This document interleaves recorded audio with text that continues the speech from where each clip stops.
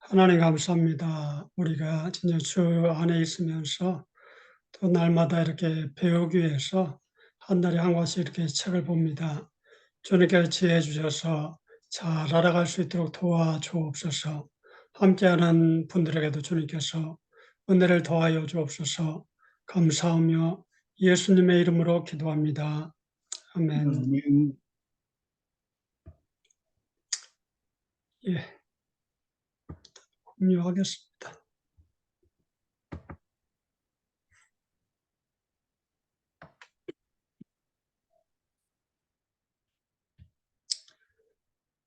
예, 사피엔스의 과거로부터 현재까지. 예전에 이렇게 읽고서 글도 쓰고 또 이렇게 간단하게 정리를 좀 해봤습니다. 호모데우스, 또 뭐 21세기에 대한 거. 하라리가 3권 정도 중심적인 거 썼는데 그런 내용들을 정리를 해봤습니다. 그래, 글 써는 거 먼저 읽고 또 한 권 한 권 정리해서 3권이 있는데 간단하게 말씀을 드리겠습니다. 사피엔스의 과거로부터 현재까지 소크라테스가 말했다. 너 자신을 알라. 현명한 말이다. 다른 지식을 알더라도 그 지식을 아는 주체인 사람을 모른다면 어찌할 것인가. 유발 하라리는 소크라테스의 질문에 답을 줄 수 있는 너 자신, 사람에 대해 말했다. 사피엔스라는 큰 주제를 이 시대에 던졌다. 이제 사피엔스를 통해서 사람을 알아가는 것은 온전히 우리의 몫이 되었다. 저자는 이 책의 내용을 19쪽에서 말한다. 역사의 진로를 형성한 것은 세계의 혁명이었다. 약 7만 년 전에 일어난 인지혁명은 역사의 시작을 알렸다. 약 12,000년 전 발생한 농업혁명은 역사의 진전 속도를 빠르게 했다. 과학혁명이 시작한 것은 불과 500년 전이다. 중략, 이들 세 혁명은 인간과 그 이후 생명체에게 어떤 영향을 끼쳤을까? 그것이 이 책의 주제다. 일부에서 인지혁명을 말한다. 인지혁명이란 약 7만 년 전부터 3만 년 사이에 출현한 새로운 사고방식과 의사소통 방식을 말한다. 우연히 일어난 유전자 돌연변이가 사피엔스의 내부 배선을 바꿨다는 것이다. 인지혁명이 사피엔스에게 성공을 가져다 주었다. 의사소통을 통해서 힘을 모으고 모은 힘을 통해 다른 종족이나 동물을 지배할 수 있었다. 개인적으로 이 부분 이렇게 가장 인상적인 것 같습니다. 전설 신화 신종교는 인지혁명과 함께 등장했는데 이것을 통해서 힘을 하나로 모을 수 있었다. 수렵 채집으로 생활했고 종교는 애니미즘이다. 수렵 채집으로 시간과 공간의 자유를 누렸다. 종교가 애니미즘이어서 환경 친화적이고 자연 보호하는 삶을 살아왔을 법한데 그렇지 않다. 사피엔스가 가는 곳에 다른 사람들이 죽어가고 덩치 큰 동물들이 사라져갔다. 믿는 것과 사는 것의 괴리가 아닐까. 시간적으로 오늘날과 같이 오랜 시간 일하지 않아도였고 공간적으로 가진 것이 적었기 때문에 이동이 자유로웠다. 이어지는 2부는 농업혁명이다. 저자는 농업혁명을 역사상 최대의 사기로 꼽는다. 인구 폭발과 방자한 엘리트를 낳았다. 평균적인 농부는 평균적인 수렵 채집인보다 더 열심히 일했으며 그 대가로 열악한 식사를 했다. 농업혁명은 역사상 최대의 사기였다. 사람이 무슨 일인가 할 때는 행복을 위해서 한다. 그러나 저자는 사람이 행복을 위해 행한 농사가 오히려 사피엔스를 불행케 했다고 한다. 식량을 위해 밀을 심었지만 사람이 밀을 길들인 것이 아닌 밀이 사람을 길들였다고 설명한다. 또한 비축한 식량이 생기게 되자 이것을 취하는 사람들이 생겼다. 그들이 취한 것을 바탕으로 여유로운 시간을 갖게 되고 역사를 써내려 가게 되었다. 오늘날도 이렇게 짐승을 뭐 개나 고양이 사람이 키우는데 사람이 주인인 게 아니고 짐승이 주인인 것 같은 어디 그것 때문에 뭐 놀러 가는 것도 잘 못하고 그러죠. 일반적으로 알게 농업을 통해서 정착하고 부를 축적하고 문명을 형성케 한 기초로 하는데 하라리의 주장은 과격하다. 농업혁명을 역사상 최대의 사기로 꼽기 때문이다. 상식을 깨는 주장을 간간히 펴는데 이 내용도 그 중에 하나인 듯하다. 사람들 조직하고 묶기 위해 신화를 만들었다. 하나가 함무라비 법전이고 미국 독립선언문이다. 이런 신화를 통해 조직을 만들고 사람 간의 계급을 만들어 운명을 이끌어갔다. 어떤 면에서 역사는 그들만의 리그였는지 모른다. 자신들이 신화 또는 법을 만들고 사피엔스를 그 틀 속에 넣고 조직해갔다.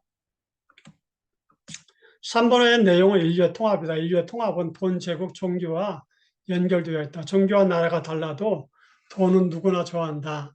그런 면에 돈은 인류를 통합한다는 면에서 승자다. 제국도 지국촌이라는 이름 아래 기업가, 엔지니어, 학자, 법률가, 경영인을 이 제국에 초청하고 있고 인류의 통합의 한 면을 담당하고 있다. 종교는 돈과 제국 다음으로 강력하게 인류를 통일시키는 매개체다. 모든 사회 질서와 위계는 상상의 산물이기 때문에 모두 취약하기 마련이다. 종교와 역사에서 맡은 핵심적 역할은 늘 이처럼 취약한 구조의 초월적 정당성을 부여하는 데 있었다. 4번은 과학혁명이다. 어쩌면 이 책에서 가장 중요한 부분을 썼다. 저자의 다른 책 호모 데우스의 예고편이기 때문이다. 이 책에서 가장 많은 분량을 할애해 과학혁명이라는 주제를 다루고 있다. 과학을 통해서 진보를 믿게 되었고 길가메시 프로젝트를 진행했다. 길가메시 프로젝트는 인간 생명의 불멸을 추구하는 것이다. 예전에 은하철도 999라는 만화 영화가 있었다. 철이라는 아이가 은하철도를 타고 가며 우리는 온갖 일들을 보여주겠다. 궁극의 목적은 영원한 생명을 얻는 것이다. 결론은 모르겠지만 철이는 그 과정에서 영원한 생명에 대해 회의적인 느낌을 가졌다는 인상을 받았다. 철이가 추구했던 것과 길가메시 프로젝트는 같은 것이라 추측해 본다. 이런 과학혁명을 이루기 위해선 제국과 제국의 돈이 필요했다. 제국은 과학자나 탐험가에게 돈을 투자하고 과학자나 탐험가는 제국에 큰 이익을 남겨주는 형태로 관계가 형성된다. 근대 이전의 경제는 적은 신용, 느린 성장, 미래에 대한 신뢰 없으면 연쇄고리를 형성했는데 현대 경제에 와서 많은 신용, 빠른 성장, 미래에 대한 많은 신뢰로 돌아섰다. 이것을 통해 진보와 과학혁명이 가능했다. 과학혁명은 행복의 관점도 바꾸었다. 이전에 외부적인 것, 물질적인 부여가 행복을 가져다 줄 것이라 믿었다. 그러나 과학은 그것이 아닌 내부적인 것, 화학물질을 취함으로 인간이 행복할 수 있다고 한다. 세로토닌, 도파민, 옥시토신이 행복을 느끼게 해주는데 약물을 통해서 가능하다. 올덕스 헉슬릴의 멋진 신세계 소마라는 약을 예로 들고 있다. 이 약은 사람들을 행복하게 해주는 합성 마약이다. 약을 통해 마약을 통해 행복을 추구해야 하는가 질문케 한다. 이것은 운동선수들이 승리를 위해서 약물을 취하는 것과 어떻게 다른가? 연예인들이 마약을 하는 것과는 그들도 행복 추구를 위해서 이런 일을 하지 않을까? 생체공학적 생명체로 완전히 새로운 형태의 의식이 생기고 호모사피엔스가 아닌 새로운 무엇인가가 될 수 있다고 한다. 여기서 저자의 인터뷰 내용을 인용하고 싶다.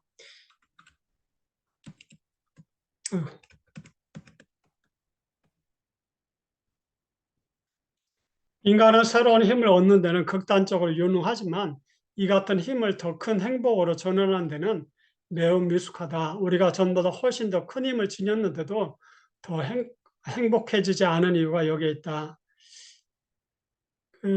지금도 이제 새로운 힘이라고 할 때는 뭐 챗GPT나 이런 게 나와서 더 힘을 얻는다고 하는데 역으로 더 불행해지는 것 같습니다.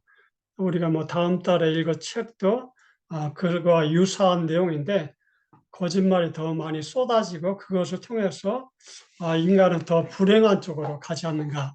하라리가 얘기한 것처럼 인간은 새로운 힘을 얻는 데는 극단적으로 유능하지만 이 같은 힘을 더 큰 행복으로 전환하는 데는 매우 미숙하다. 우리가 전부 다 훨씬 더 큰 힘을 지녔는데도 더 행복해지지 않는 이유가 여기에 있다. 이런 말이 일리가 있는 듯합니다.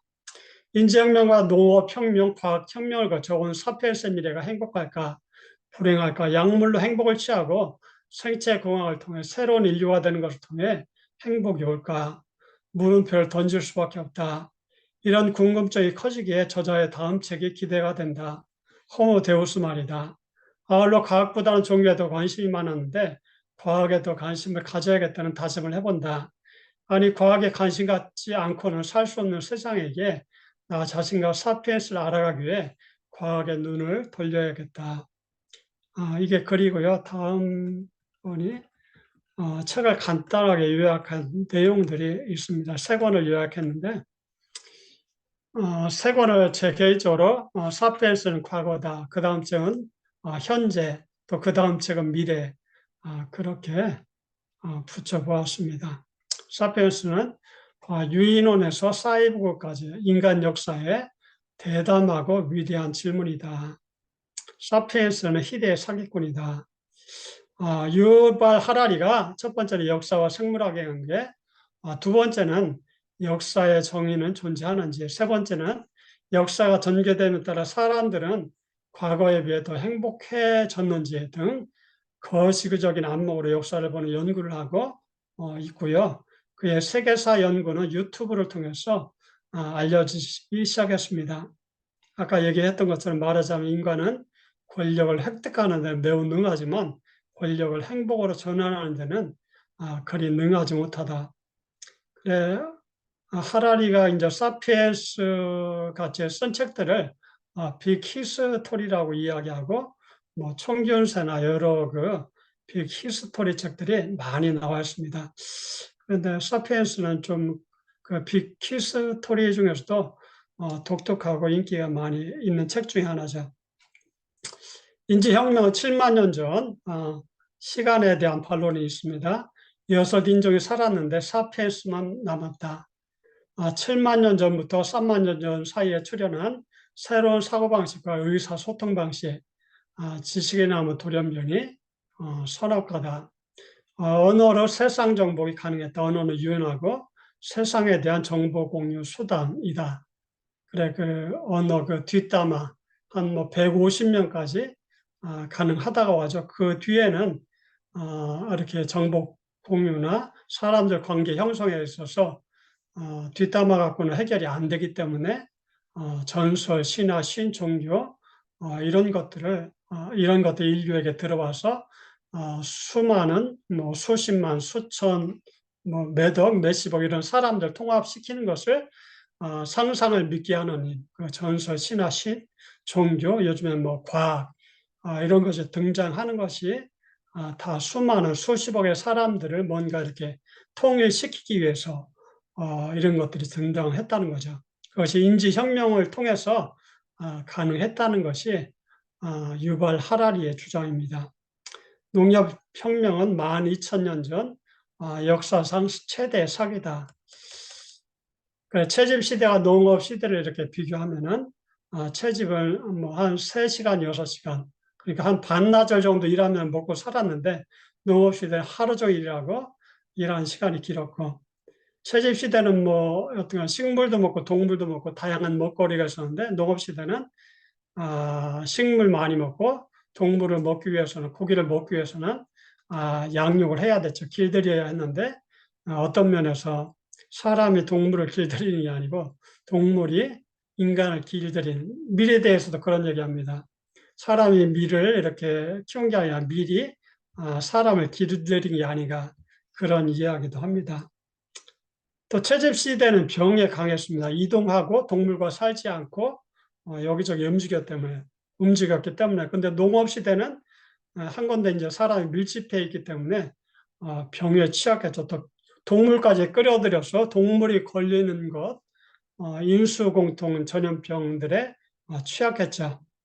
채집 시대는 워랍에 좀 자유인이었고 농업 시대는 식량 많이 생산하는 이런 사람은 일하는 자로 또 그것이 이제 문명을 만드는데 이익을 담당했지만은 지도자는 일 안 하고 불안당으로 있으면서 농사를 지은 사람들의 그것을 통해서 리더로 지도자로 살았던 것이죠.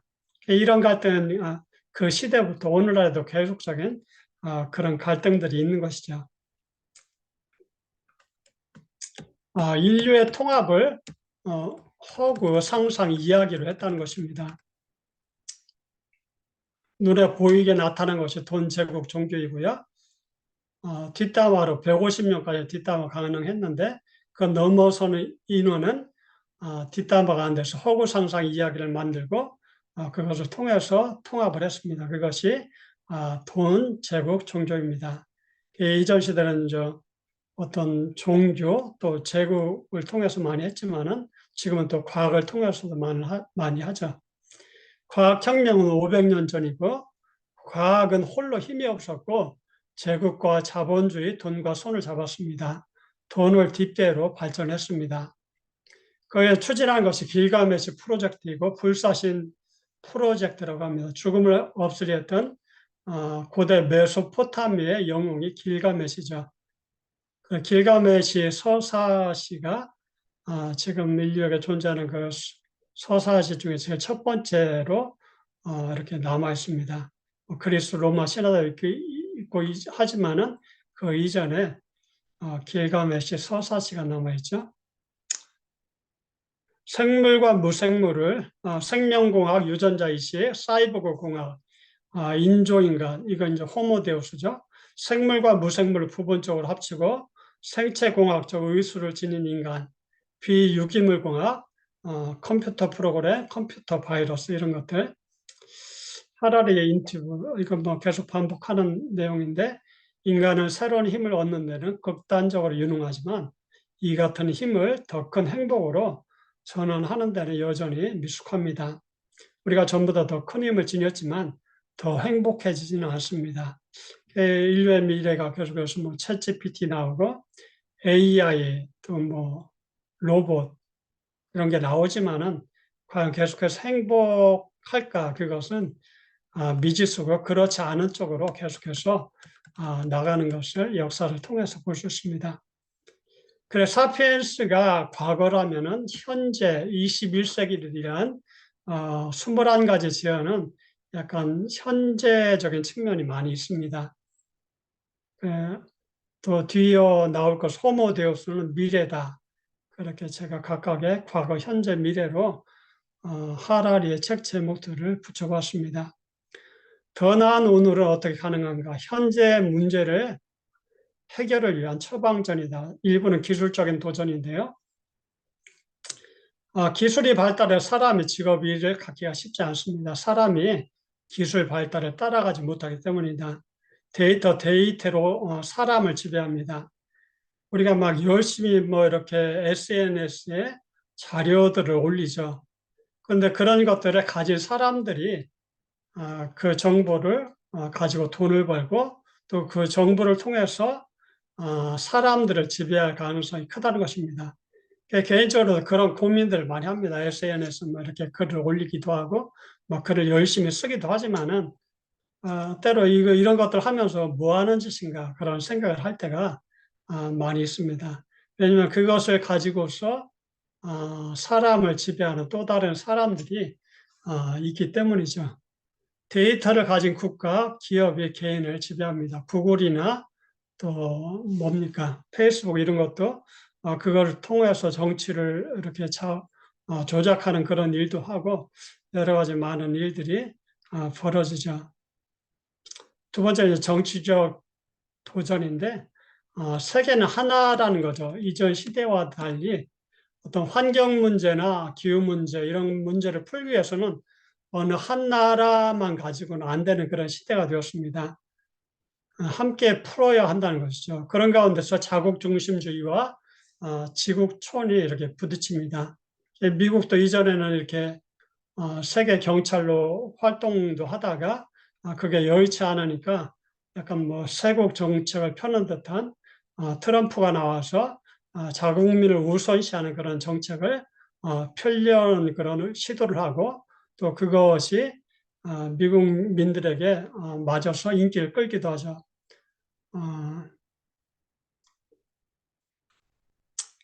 예, 그런 것들 또 3번은 절망과 희망, 테러리즘, 전쟁은 절망이고요. 겸손과 세속주의가 희망이다. 실용주의, 현실주의. 세속주의 특징 중 하나는 독점권을 주장하지 않는다. 인간의 도덕과 지혜가 특정 양수 하늘에서 내려오지 않았다. 도덕과 지혜는 모든 인간의 자연적인 유산이다. 진시의 연민 책임을 중요한 가치로 여긴다. 이 책들을 제가 읽은 지가 오래돼 갖고 이제 이렇게 정리를 해놨는데 지금은 이렇게 특별히 이런 부분에 대해서 잘 이렇게 생각나는 부분이 많이 없어진 것 같습니다. 제4부 진실이 아닌 것, 선전물과 거짓 정부의 희생자 되지 말라. 정의 세계가 복잡하게 우리가 생각하는 정의는 정의가 아닐 수 있다. 전체를 알 수 없기 때문에 제한된 지식을 가지고 외치는 정의는 왜곡될 수 있다. 미래는 영화에서 보는 것과 다르다.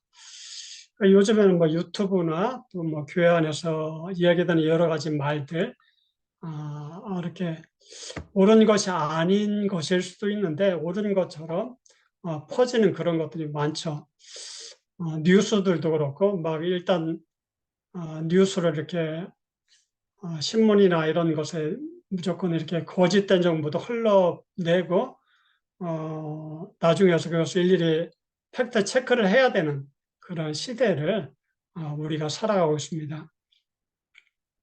오브 회복 탄력성 결론 교육 미래는 변화 어떻게 교육해야 될지 모른다. 교육에 네 가지가 있어야 되는데 그래서 사시라고 얘기합니다. 비판적인 사고, 의사소통, 협력, 창의성 중심의 교육. 의미는 인생은 이야기가 아니다. 종교 이데올로기. 이것은 이야기, 허구, 상상이다. 근데 인생은 이야기는 아니라는 거죠. 명상, 오직 관찰하라. 많은 이야기, 종교, 이데올로기 비판, 허구, 상상 이야기, 또 반대편에서 내면, 몸, 정신을 관찰하는 것, 무엇은 명상도 불교도 힌두교에 속한다. 유발 하라리는 그 명상을 약간 중요시 여기는 그런 측면이 있습니다. 그 다음 과거와 현재를 이야기했다면 호모 데우스는 미래 편입니다. 미래의 역사, 새로운 금수저의 탄생. 이 책의 예측은 예언이라기보다 현재 우리 앞에 놓인 선택들에 대해 논의하는 한 가지 방식이라는 것입니다. 20세기 인간은 기아 역경이 전쟁 문제를 어느 정도 해결했습니다. 다음 목표는 인간 그 자신의 불별, 행복, 신성입니다. 즉 호모 데우스라는 거죠. 그 호모 데우스로 가는 여정이 있는데 인본주의, 알고리즘, 데이터교, 호모 데우스 이런 순서로 간다는 것입니다. 인본주의는 자유주의, 사회주의, 진화론적 인본주의가 있는데 자유, 평등, 초인간을 추구합니다. 강력한 것은 자유주의, 인본주의다. 자유주의 인본주의가 위협을 하는데 인간의 가치를 잃고 개인은 권위를 잃고 알고리즘의 관리를 받고 과학의 힘으로 일부 사람은 초인간이 됩니다. 돈 많은 사람이 가능하겠죠? 대부분의 사람은 알고리즘과 초인간의 지배를 받습니다. 오늘날의 금수저, 흑수저의 반복입니다. 사람은 컴퓨터 알고리즘의 지배를 받고 화학 약물을 통해 감정과 의지를 조정해 행복과 만족을 추구하고 데이터교의 인문에 사진 찍고 글 써서 엄도도 하며 살아갑니다. 호모 데우스의 미래는 어떻게 될까요? 예, 뭐 하라리의 말은 이 책의 예언은 예언이라기보다 현재 우리 앞에 놓인 선택들에 대해 논의하는 한 가지 방식이다. 그것이 호모 데우스 책의 내용이라는 것입니다. 그래서 계속 반복되지만은 인간은 새로운 힘을 얻는 데는 극단적으로 유능하지만 이 같은 힘을 더 큰 행복으로 전환하는 데는 미숙하다. 우리가 훨씬 더 큰 힘을 지녔는데도 더 행복해지지 않는 이유가 여기에 있다. 예, 여기까지입니다.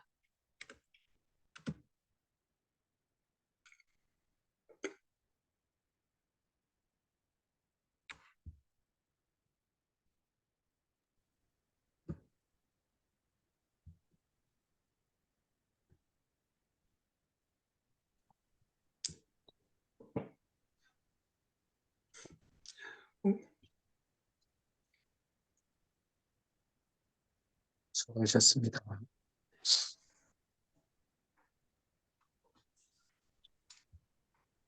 아이고, 참, 유발 하라리도 대단한 사람인데 한마디로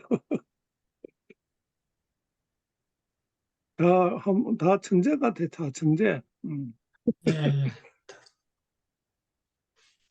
근데 나는 거기 스페이스에서 그 농업혁명이 뭐 사기다 이제 그렇게 이제 표현을 했는데 그거는 좀 동의가 안 돼요.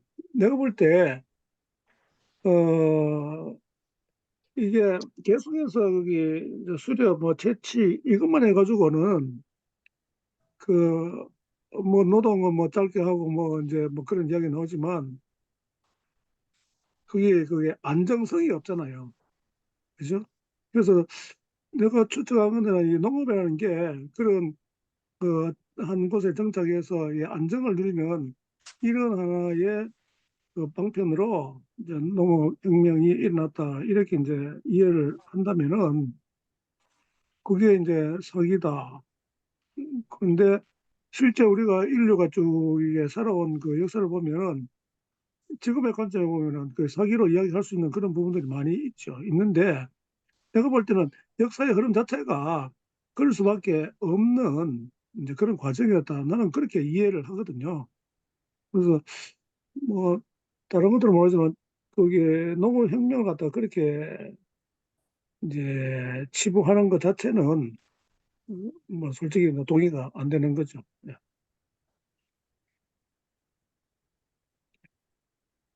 사실 거기 우리가 이제 옛날 사람 같이 야생 생활을 계속 해왔으면은 훨씬 더 건강하고 뭐 질병도 좀 적게 생기고 뭐 당연히 뭐 이제 그랬을 거라고 이제 추측은 이제 되는데 그 활동을 많이 하고 뭐 이러다 보면 아무래도 그래 안 되겠습니까?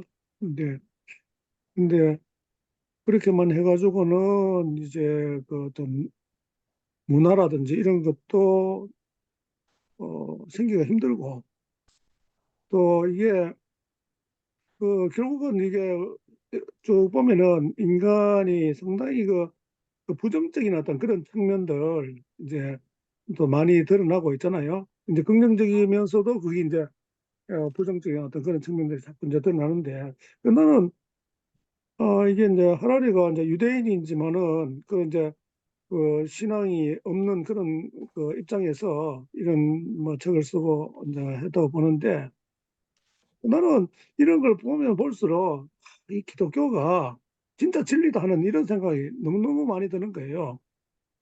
인간의 어떤 보편적인 어떤 그런 성향은 다 이렇게 죄의 어떤 그런 하나의 결과로 이렇게 나가고 하는데 근데 이제 문제는 우리가 성경에 나온 이제 그런 그뭐 창세기를 비롯해서 이제 구약에 나타난 특히 이제 아브라함 시대 이전의 어떤 그런 그 기록들을 그걸 갖다 문자적으로 보느냐 아니면은 이제 신학적인 어떤 그런 관점으로 이제 보는가 이거에 따라 가지고 이제 많이 달라질 수 있는데 그거는 이제 어, 그 문자적으로 봐서는 안 되는 이런 것들이 너무 이제 많이 있고 그래서 우리가 그게 하나의 그 신학적인 어떤 그런 책으로 우리 주어졌기 때문에 거기서 참 진리를 잘 깨닫고 나가는 게 좀 필요하다. 나는 늘 이제 그런 뭐 입장이 있어요.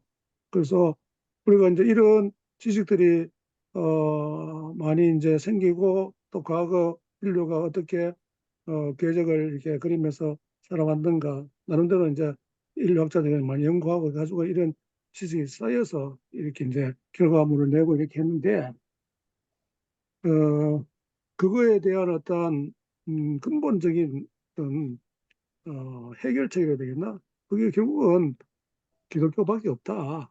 나는 먼저 개인적으로 이제 그렇게 생각을 하고 있거든요.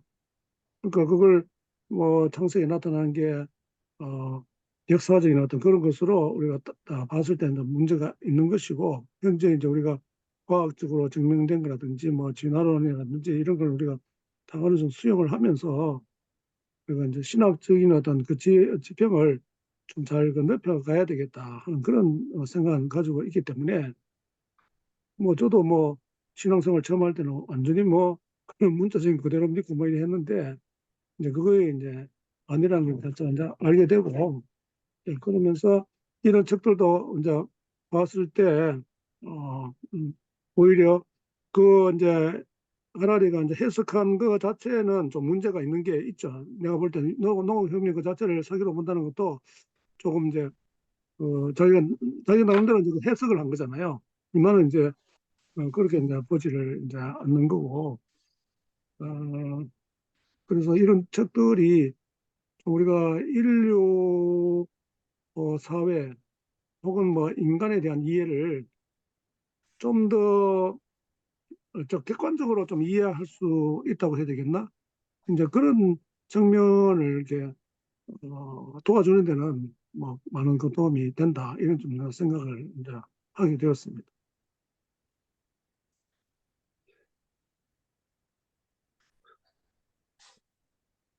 우리 강 목사님 뭐 한번 오늘 처음 들어오셨는데 같이 또 먼저 들어오신 분 계신 것 같은데. 예, 우리 굿모닝님 저 예. 마이크를 끊었는데 마이크 켜놓고 예. 오늘 우리 김 목사님 또 잘 정리해 주셔서 전에 한번 이렇게 북스타디 했는데 다 잊어버렸는데 다시 좀 이렇게 기억하게 되고요. 근데 저는 참 유발 하라리가 그 인류의 문명사를 이렇게 아주 이렇게 나름대로 이렇게 풀어난 것에서는 저는 굉장히 참 어, 대단한 업적 같고 또 그걸로 인해서 굉장히 많은 사람들에게 또 영향을 미친 그런 경향이 있는데요. 근데 이걸 또 이렇게 좀 기독교적인 관점에서 봤을 때 우리가 이게 유발 하라리 같은 경우에는 좀 유물론적인 사고로 이렇게 그 인류의 역사를나 문명을 바라봤기 때문에 그런 부분에 대해서 또 아까 이게 종교적인 그런 걸 좀 신화로 이렇게 해석하고 어떤 그 나중에 뒤에 보면 신이라는 그런 책도 쓰는데 거기도 철저히 그, 그 종교를 그냥 신화나 서구 이런 쪽으로 이렇게 표현한 것들을 보면서 그런 부분에 대해서 우리가 기독교적으로 좀 반박하고 좀 생각해야 되지 않을까 이런 생각이 들고요. 그러니까 행복이나 이런 인간의 내면의 그런 진짜 중요한 그런 부분들을 잘 설명하지 못하고 조금 너무나 이렇게 유물론적인 현상만을 이렇게 조금 나열한 것 그런 부분이 좀 아쉬운 것 같아서 그런 부분들에서 우리 기독교인들이 이런 방대한 또 연구나 지식을 해서 이거 반박할 수 있는 그런 또 좀 학자들이 생겨서 여기에 대책할 수 있는 그런 창조론이라든지 이런 부분들을 조금 더 이렇게 발전하면 어떨까 하는 생각이 들었습니다. 네. 예, 저는 가정호라고 합니다. 부산에 살고요. 오늘 이 배 목사님 공부하는데 예, 관심이 유발 하라리에게 조금 관심이 있어서 어떤 말들을 하고 있는지 들어봐야 되겠다 하고 들어왔는데요. 저는 그냥 하나님을 안 믿는 분들이 저런 방대한 분석을 하고 나름대로 그 논리를 가지고 대안을 찾아가려고 하는 노력이 참 대단하다는 생각이 들어요.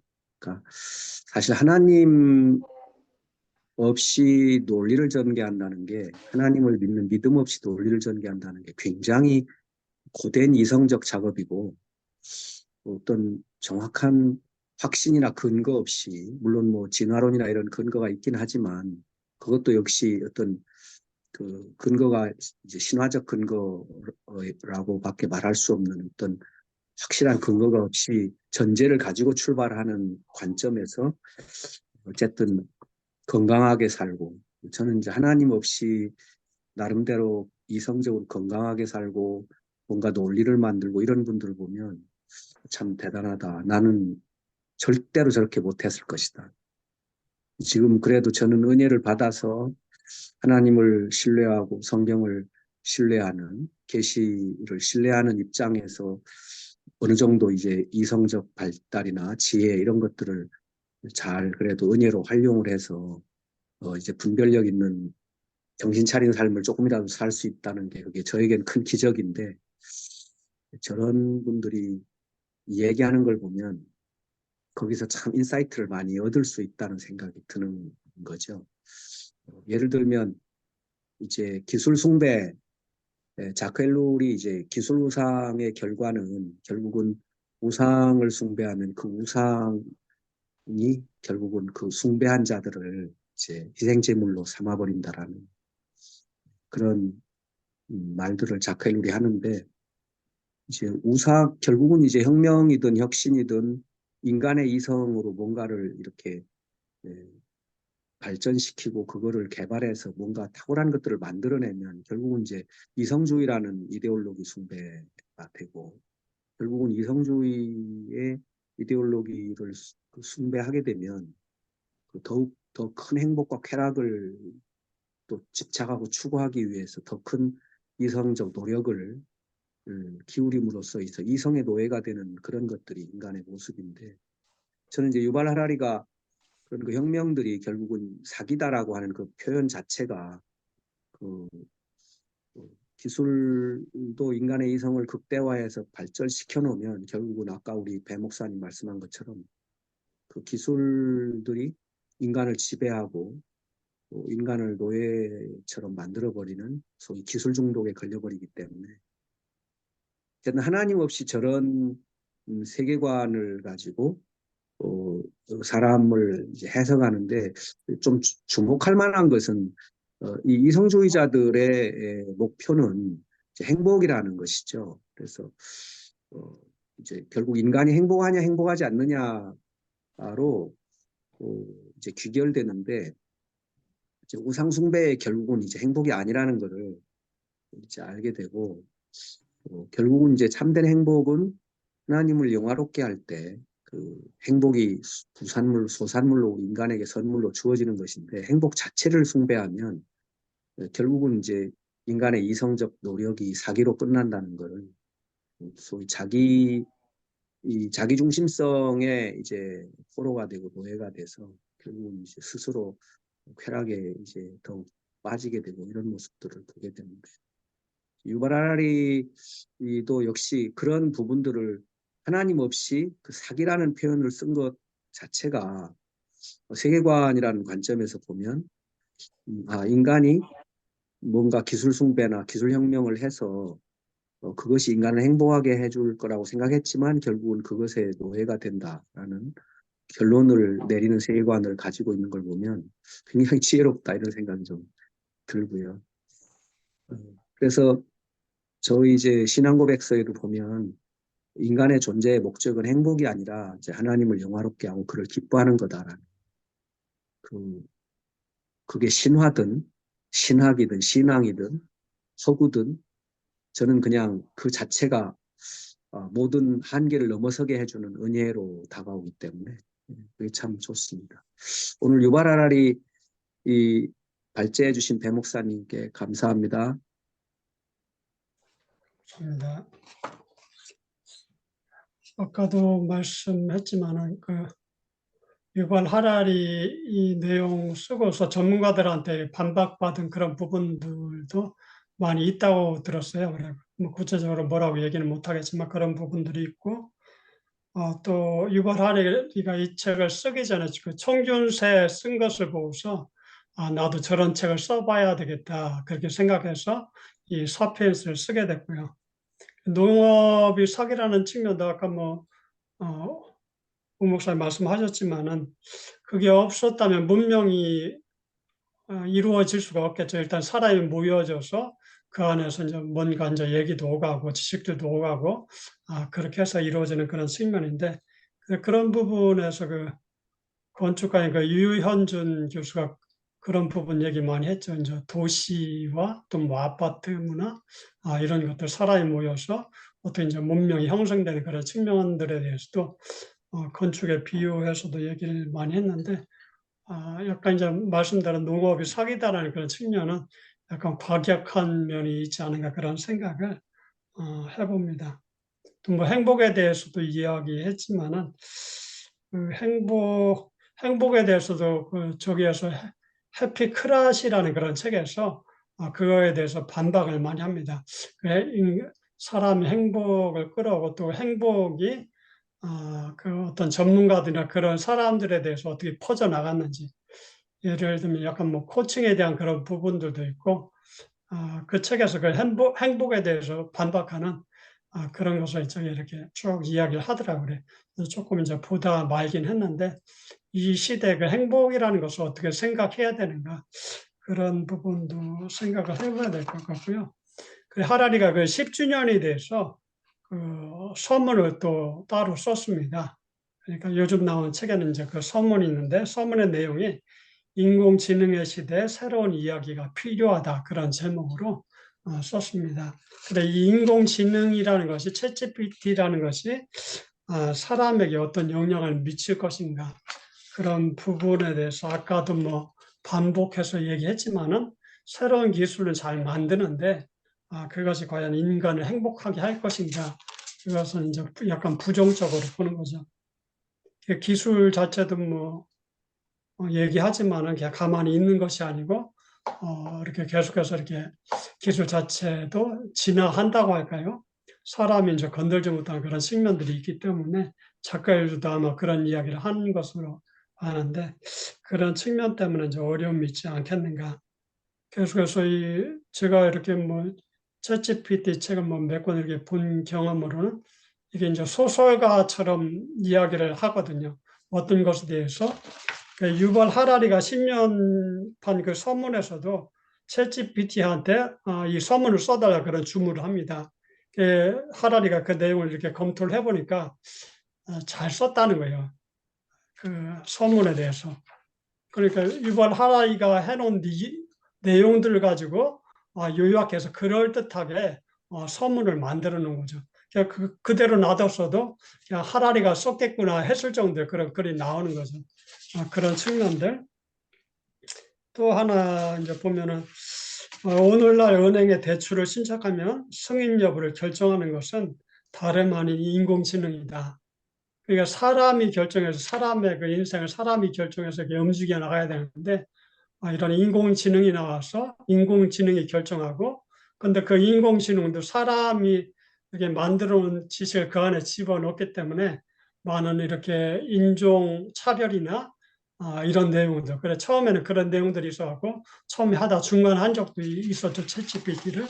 그런 오류들이 많이 들어가 있기 때문에 또 힘 있는 사람들의 그런 내용들이 그 챗GPT가 공부를 해서 쏟아놓기 때문에 그것이 과연 인류에게 유익할까 하는 것은 약간 부정적인 측면들이 많이 있는 것 같습니다.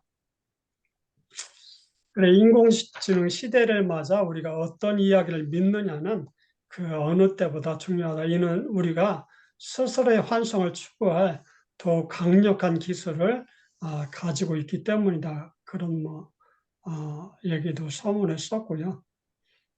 하여튼 그런 개인적으로 그 사피엔스를 읽으면서 그 인류를 이렇게 모으는데 그 상상력, 인간의 그 상상력이 이렇게 작동이 돼서 인류를 이렇게 결집시킨다는 그런 발상 그런 것들이 참 이렇게 획기적이었지 않나 그런 생각을 해봅니다.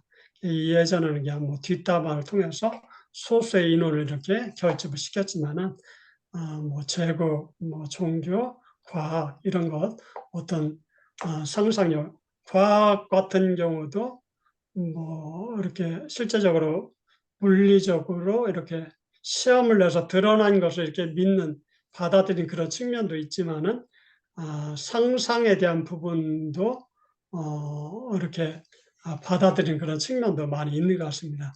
예, 그렇습니다. 예. 아까 이제 강 목사님이 이제 행복에 대한 이제 이야기를 하셨는데, 사실 이제 그 우리가 신앙이 있든 없든 행복을 추구하고자 하는 이제 이런 그 마음은 사람마다 다 있겠죠. 누가 뭐 불행한 인생을 살기를 뭐 원하는 사람 아무도 없잖아요.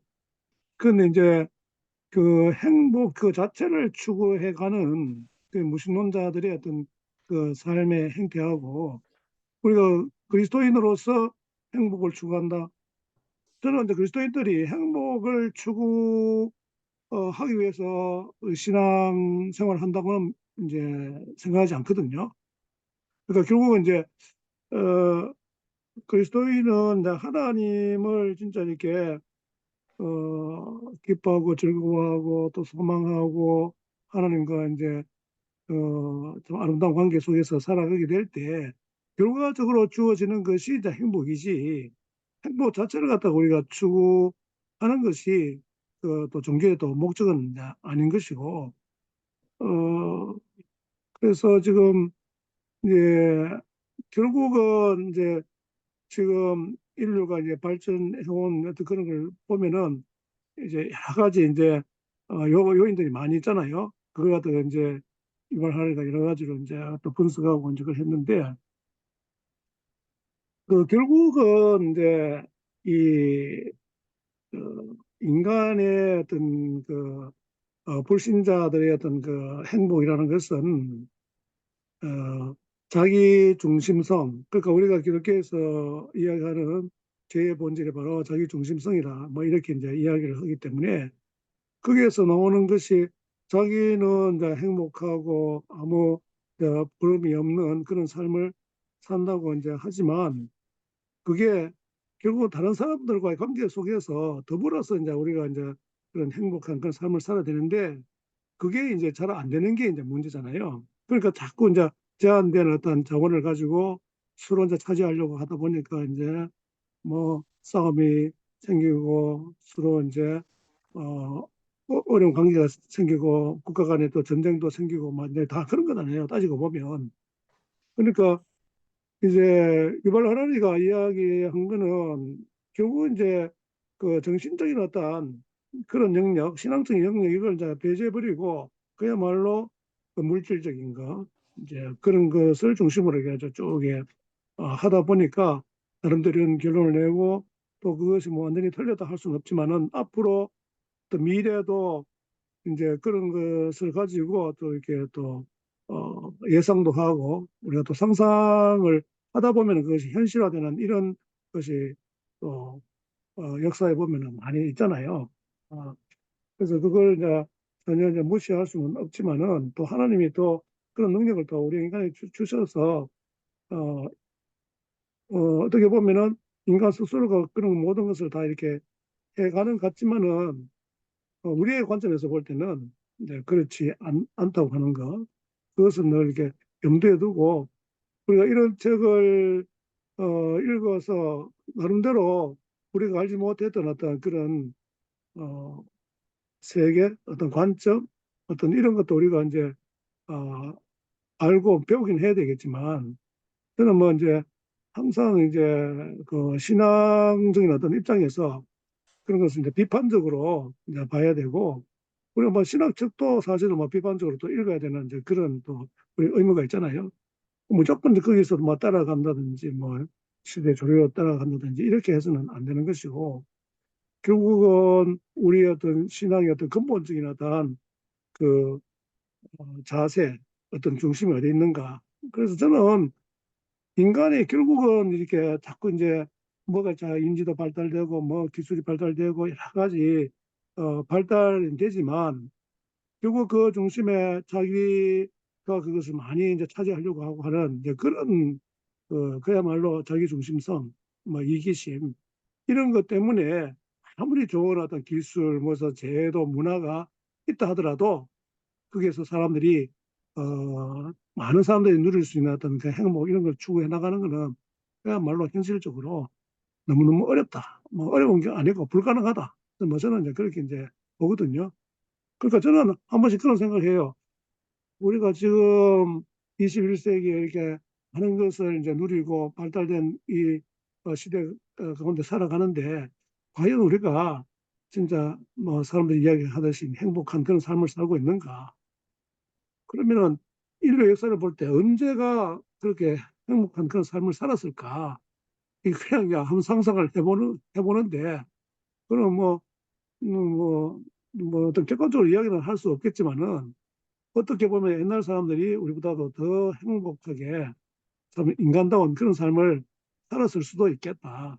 그러니까 과학혁명이 없었어도 그런데 생각도 해보거든요. 그러니까 뭐 지금 많은 것들이 우리가 뭐 개발되고 뭐 많은 것이 이루어지고 그것을 우리가 누리면서 이렇게 살아가는 것을 우리는 좋은 세상에 살고 있다. 이렇게 생각하는 것 자체도 상당한 그게 좀 착각이지 않는가. 그런 좀 이게 생각이 많이 들어요. 또 뭐 오늘 뭐 책하고 내용이 조금 이게 뭐 맞는 건 아니지만 이제 이런 책을 보면서 이런저런 이제 생각을 이제 해보게 되는 거죠. 마이크 꺼져 있네, 목사님. 그 질문이 있는데 유발 하라리를 제가 뭐 자세히 잘 몰라서 그러는데 그 유발 하라리의 그 세계관이 인간의 지혜와 지식을 긍정적으로 보는 것 같진 않거든요. 이 기술을 개발시켰는데 기술이 인간을 지배한다 이런 얘기를 하는 거 보면 이제 신앙인은 아니지만 이제 이성에 관한 그 가치관이 좀 긍정적이진 않은 것 같은데 혹시 유발 하라리가 다른 책에서 인간의 미래를 좀 긍정적으로 보고 있나요? 아니면 부정적으로 본다면 뭘 어떻게 해서 이 부정성을 넘어설 수 있다고 주장하는지 그런 얘기가 좀 어떻게 이루어지고 있나요? 배 목사님? 그 호모 데우스에서 인간의 미래를 얘기하거든요. 얘기하는 예, 게 이제 돈 있는 사람들이 그 이제 기술을 통해서 인간이 약간 인조인간 비슷하게 돼가는 거죠. 예, 돈을 예. 과학을 통해서 돈을 통해서 자기 이제 부족한 부분들을 이렇게 채워가는 그런 부분들. 그래서 아까도 뭐 그래서도 잠깐 얘기했지만 오늘날 뭐 흙수저, 금수저 이야기하는 것처럼 사람도 이제 시간이 지나면서 가진 자는 그렇게 이제 과학기술 이용해서 자기 몸을 그걸로 통해서 이렇게 할 수 있고 없는 사람은 뭐 그런 거 전혀 못하고 아까 뭐 길가메시 프로젝트 그런 것도 말씀드렸잖아요. 그러니까 어떤 약간 영생을 추구하는 그런 쪽으로 이제 점점 나가는 과학기술 이용해서 가진 자들은 점점 이제 그쪽으로 가고 뭐 그런 걸 이제 못하는 자들은 이제 못해서 금수저, 흙수저로 갈리는 것처럼 그런 부분이 있는 것 같습니다. 음, 그럼 뭐 영화 같은 데서 나오는 것처럼 뭐 이렇게 노인들을 어느 캡슐 안에 넣으면 어린아이로 이렇게 돼가지고 그게 다시 환생하듯이 다시 인생을 시작하고 그런 기술들 또 뭐 자기 DNA를 어떤 캡슐에 넣어가지고 과학적인 어떤 기술을 통해서 그 자기 DNA를 자기 복제해가지고 또 새로운 삶을 사는 뭐 그런.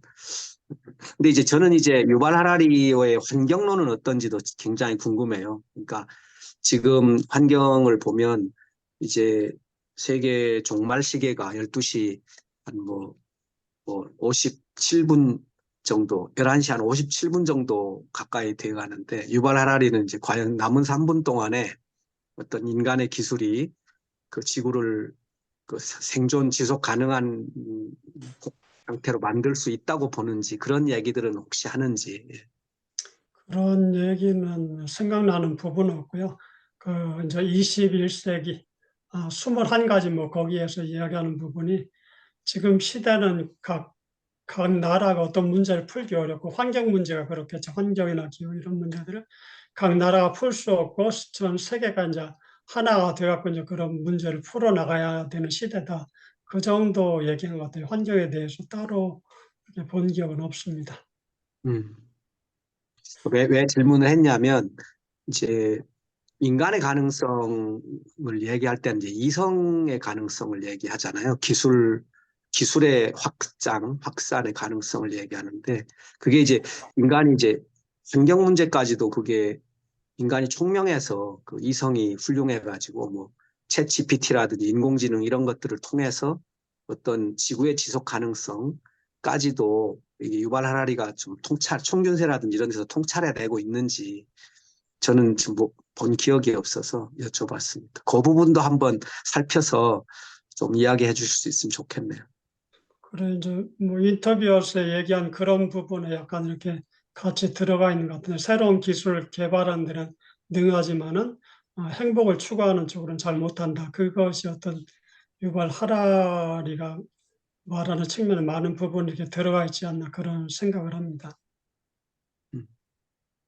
그러니까 이제 반복됩니다. 우리의 어떤 이성이라든지 이런 합리성 이런 것을 통해 가지고 이제 어, 과학이 발달되고 과학혁명이 일어나고 이제 그렇게 되는데 결국 이제 행복을 우리가 누리려고 하면 이게 인간이 결국 이제 그 공동체를 벗어나서는 이제 살 수가 없잖아요.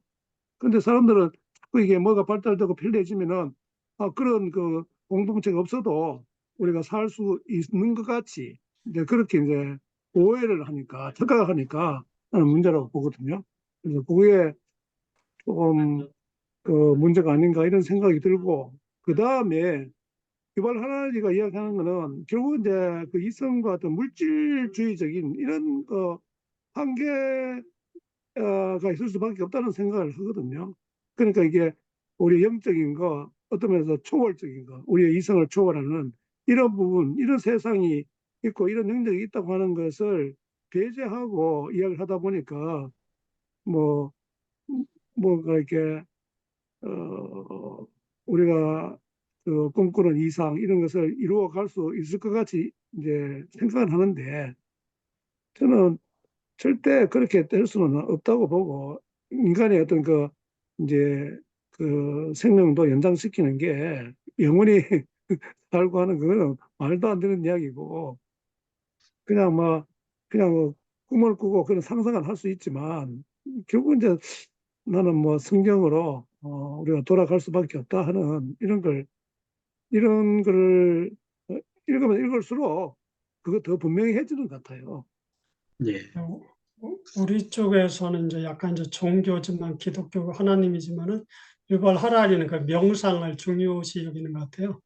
명상, 정신적으로 이제 명상 쪽 중요시 여기고 아까 운 목사님 인간의 뭐 행복, 나아지는 삶 그런 쪽으로는 총견서의 저자도 그 3부작에서 마지막에 전통에서 무엇을 배울 수 있는가 해서 이제 옛날로 이렇게 돌아가는 그런 측면 얘기하고 또 오래된 미래에서 그 라다크 마을에서 배우는 그런 측면들 얘기하는 측면은 그 현재보다는 좀 이렇게 의식 있는 사람들 과거를 더 이렇게 소중히 여기고 인간다운 삶이 거기에 있지 않은가 그런 것들을 많이 이야기하는 것 같습니다.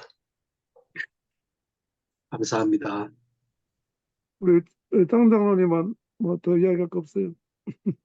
예, 뭐 어려운 주제지만 또 생각하게 하는 것 같아요. 결국은 우리 아무리 이렇게 인간의 문명이 발달하고 물질 세계가 발전해도 그 근원적인 부분은 해결할 수 없는 거고 유발 하라리가 좀 그런 이성적으로 어, 이야기하지만 그런 그 인류의 미래에 대해서는 우리가 인류가 어떻게 선택하느냐 그런 이제 의문점을 우리에게 던져준 것 같아요.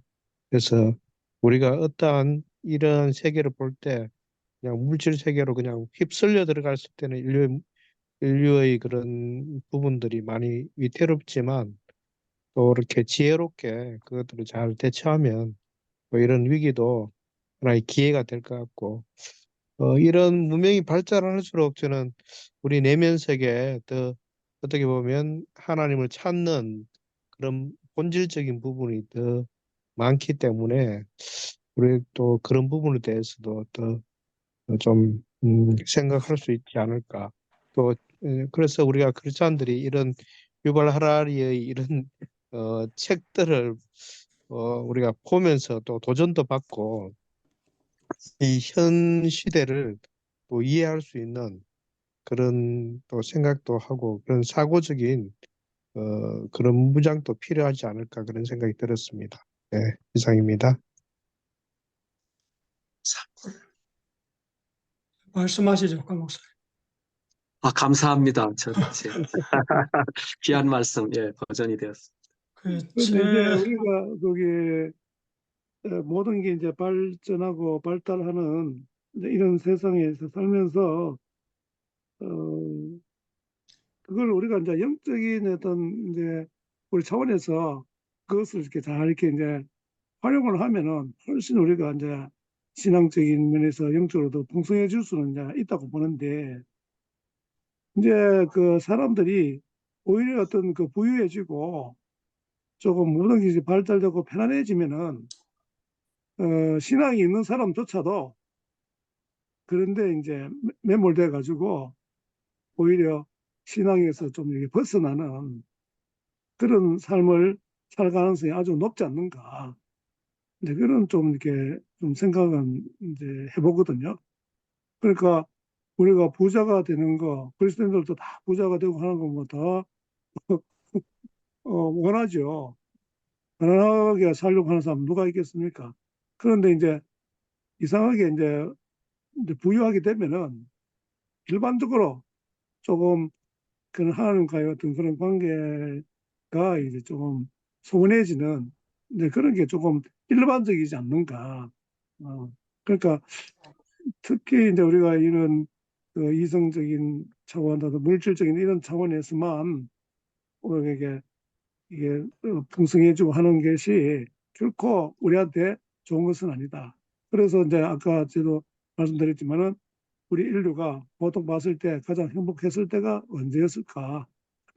오히려 이제 과거에 훨씬 그럴 가능성이 높을 수도 있겠다. 네, 그런 이제 좀 상상을 해보는 거죠. 네. 이런 걸 보면서 그런 생각도 해봅니다. 기독교도 우리 이제 개신교고 이렇게 있는데 어떤 우리가 현재까지 이렇게 믿어오고 생각하고 살아가는 그런 측면들 또 이제 그런 것에 좀 벗어나서 좀 이렇게 뭐 예를 들어 이제 켈트 영성이나 동방 종교의 영성 그런 쪽도 우리가 눈을 돌려갖고 그것은 이제 현재 예를 들어 환경에 이런 것 이런 것도 그냥 켈트 영성이 적용되는 환경이라 그런 것도 지금 우리가 생각하는 거하고 다른 생각을 할 수 있겠죠. 우리는 뭐 창세기 뭐 2장인가요? 땅을 정복하라 뭐 이런 것 때문에 기독교가 이렇게 환경을 파괴했다는 그런 말을 듣기도 하는데 일부 이제 듣기도 하는데 그런 측면을 이제 다른 영성들도 공부해서 현 시대 문제에 어떤 기독교 영성을 이렇게 접목해서 답을 내놓을 수 있을지 그런 부분을 좀 한번 생각해 볼 필요성이 있고요. 요즘에 이제 읽는 책 가운데 하나가 아담 이브 뱀이라는 책을 보는데요. 기독교 탄생의 비밀에서 그 이제 기독교가 처음 생겼을 당시 어거스틴 또 그 이전에 이제 시대에서 어떻게 이제 오늘날 우리가 이제 지금 신학이 뭐 어거스틴이 다 정립해서 우리가 이제 그 틀에서 이렇게 온다고 하는데 어거스틴 이전에 예수님, 교부들 그 시대에 어떤 일이 벌어졌는지 또 어거스틴도 자기가 주장하는 바를 어떻게 이렇게 정립해 나간지 이제 아직 끝까지 보지 못했는데 이게 6장인가 그런데 제가 지금 5장인가 그렇게 보고 있습니다. 끝부분은 보여야 되는데 지금 이제 보고 있는 선에서는 그 이전에는 어거스틴이 이야기한 것하고 반대로 이야기하고 다 믿었습니다. 교부나 이런 사람들이 약간 사람이 선한 측면이 있다. 그러니까 원죄보다는 원복 얘기했던 그런 도표에서 얘기했던 원복을 그 이전에 강조를 했는데 이제 시간이 흐르면서 어거스틴에 와서 어거스틴 자기 스스로도 그 사람의 삶이 그렇잖아요. 이단에 빠졌다가 죄 짓는 생활을 했다는데 자신을 보면서 이제 신학을 플라톤 신학하고 이제 접목시키면서 그런 신학을 탄생시키고 그때도 이제 펠라기우스와 이렇게 부딪혔는데 그것은 저기 누구 공공신학하는 분이 그런 얘기를 써는 것 제가 해서 그 채팅방에 이렇게 올려놨었는데 펠라기우스하고 이렇게 부딪히면서 펠라기우스는 어거스틴보다 인격적으로 훨씬 더 나았던 그런 사람인데 그 이제 서로 이제 부딪히며 공격하면서 어거스틴이 이제 정치하고 손을 잡고 이렇게 쪼그려서 이제 펠라기우스 쪽보다 밀리니까 정치하고 손을 잡고 이제 펠라기우스를 이제 눌러서 펠라기우스는 이제 이단이 되고 이제 어거스틴이 그걸 이제 자기 신학 틀을 만들어서 오늘까지 이렇게 왔는데 그러면서 이제 켈트 영성 쪽에서 말하는 원복이나 사람의 선한 부분, 악한 부분도 있지만 또 선한 부분도 있지 않습니까? 그런 측면인데 그쪽 이제 완전 이제 덮어버리고 어거스틴의 자신의 어떤 개성이나 신학이 이제 그쪽으로 딱 틀을 잡고서 그것이 이제 뭐 정치나 이제 국가가 이렇게 쪼이 되니까 그러면 이제 콘스탄티 그쪽 이제 오면서 완전 이제 정치하고 이제 종교하고 이렇게 힘이 합쳐서 나오니까 그 틀로 이제 현재까지 와서 우리는 이제 그 틀 안에서 딱 있기 때문에 예를 들면 이제 어거스틴을 중간에 빼놓으면은 전혀 이제 다른 신학이 우리가 이렇게 그 신학을 이렇게 바꿔서 생활을 할 수도 있었겠죠. 그런 이제 반대 측면 이제 켈트 쪽이나 그런 쪽에서 이제 해서 이제 명명을 이어오는 그런 측면들이 있다. 그런 부분이 있을 때 이제 현재 우리가 살아가면서 이 땅에서 많은 문제들, 환경 문제나 이 땅에서 벌어지는 그런 문제들이 있을 때 기독교 안에서 어떤 그 신학이나 이제 영성을 접목해서 그 문제를 해결해 나갈 수 있는 그런 부분들이 있는지 그걸 끌어와서 자꾸 이야기하고 얘기할 때 기독교가 틀이 넓어져서 사람들이 더 기독교를 이렇게 개토로 만들지 않고 개독교라고 하지 않고 참 이렇게 하나님의 크심이 그 안에서 이렇게 드러날 수 있지 않을까 그런 생각을 좀 해봅니다. 계속 이제 좁은 신학 가지고 그것만 얘기하고 그것만 이제 흘려가고 그러면서 사람들한테 들려지는 얘기는 점점 뭐 동성애나 이런 쪽 죄악시하고 그런 측면만 이렇게 부각되니까 기독교가 뭐 일반에 못 미치고 점점 이제 입지가 좁아져서 한국 땅에서는 점점 소일 곳을 잃어가는 그런 측면들이 많지 않은가 그런 생각을 해봅니다. 예, 저는 뭐 아주 네. 일리 있는 이야기고요. 그게 사실 우리가 신학적인 전통을 우리가 이제 무시할 수는 없지만 그게 너무 그쪽에 이제 매달려 가지고 그걸 고수하는 것이 우리의 신앙을 이제 잘 이렇게 지키는 가치 이렇게 이제 많은 사람들이 생각하는데 특별히 뭐 신학자들이 이제 그런 뭐 부분이 많은 것 같아요. 그래서 우리가 그 이제 일반 은총 혹은 뭐 창조 신앙 이쪽에 좀 더 연구도 하고 좀 우리의 좀 생각을 좀 많이 넓혀야 되지 않겠나 이런 생각은 듭니다. 그래서 방금 이야기하신 그런 부분 저는 아주 중요하다고 보거든요. 그래서 우리가 이제 뭐 전적인 뭐 타락 이랬을 때 인간의 완전히 어떤 무능해가 아무도 못하는 것 같이 이렇게 이제 돼버리니까 근데 그것도 그런 의미가 아니고 모든 부분에 있어서 우리가 이제 거의 뭐 타락이 됐다 이런 것이 우리 어떤 뭐 이성이라든지 이런 게 뭐 완전히 쓸모가 없다 이런 거 아니잖아요. 그러면 뭐 세상 사람들이 뭐 이루어놓은 거 이것도 하나님 일반 원종 차원에서 우리가 충분히 잘 활용하고 뭐 과학도 그래 발달되고 뭐 이래 한 건데 방금 이야기하신 건 아주 중요하다고 이제 생각을 합니다. 지금 읽고 계시는 책이 뭐랬습니까? 아담과 이브. 아담 이브 뱀인데 이게 절판됐더라고요. 오래돼갖고. 아담 이브 뭐라고요? 아담 이브 뱀. 아담 이브 뱀. 부제가 기독교 탄생의 비밀입니다. 그래 거기 아까 이야기하신 어거스틴이 벨기우스하고 이제 그런 우리가 이제 어느 정도 아는데 그 그러니까 어거스틴의 그 참 뭐 전대적인 어떤 그런 게 있고 다 귀한 게 많이 있는데 그 뭐 여러 가지 또 잘못 이제 이해한 이런 것도 의외로 많이 있잖아요. 그래서 그런 거 갖다가 우리가 자꾸 비판적으로 보고 이렇게 이제 현대 지금 신학자들이 그걸 다 이렇게 신학적으로 잘 이렇게 연구하고 그걸 발전시켜 나가야 되는데 그게 이제 결국은 역사도 힘 있는 자의 어떤 역사다. 뭐 이렇게 이야기하듯이 신학도 어떤 면에서 보면 다 이제 그렇다고 보거든요. 그렇다고 해가지고 그게 뭐 완전히 틀렸다 이건 아닌데 많은 그 좀 왜곡된 어떤 이런 부분들이 없잖아 있고 그래서 우리가 그런 것을 잘 알고 그런 부분에 대해서 좀 더 고민하고 좀 연구를 해봐야 되는 이제 이런 필요성을 많이 느낍니다. 그래서 아까 그 원복 그 책을 목사님이 잘 이제 그 소화하시고 그 다음에 우리 거기에 주 모임에서 한번 좀 강의 이렇게 해주시면 참 좋을 것 같아요. 이제 방금 이야기하신 그런 측면에서 우리가 그런 거 의외로 사람들이 잘 나는 모른다고 생각하거든요. 저도 잘 몰랐다. 이 책 보고서. 예, 예, 기독교. 예, 아담 이브 뱀이 예, 예. 보고서. 그 켈트 신학 그 아주 저는 이제 그 중요하다고 보는데 우리나라에서는 뭐 잘 알려지지 않기도 하고 조금 이제 잘 모르는 부분이 많이 있는 것 같아요. 예.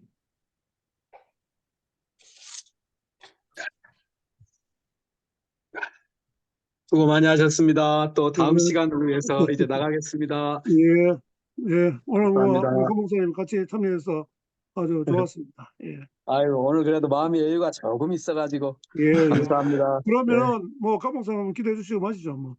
아, 예, 고맙습니다. 예, 예. 하나님 아버지, 감사합니다. 우리 배 목사님 고군분투하여 자신의 은사를 더욱더 확립시키고 또 하나님께서 저자들과 저자들의 지혜를 통해서 일해 가시고 하나님 나라를 완성해 가시고 회복해 가실 때에 귀한 종을 하나님 아름답게 사용해 주심을 감사합니다.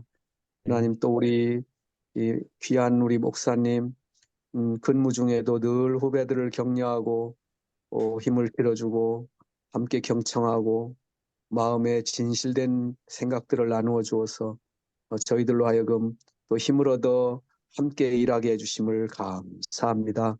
또 귀한 분 축복해 주시고 우리 배 목사님이 하는 이 귀한 모임에도 많은 사람들이 와서 함께 의논하고 생각을 나누고 지평을 넓혀가는 아름다운 결실이 있도록 축복해 주옵소서. 감사드리며 예수님의 이름으로 기도하옵나이다.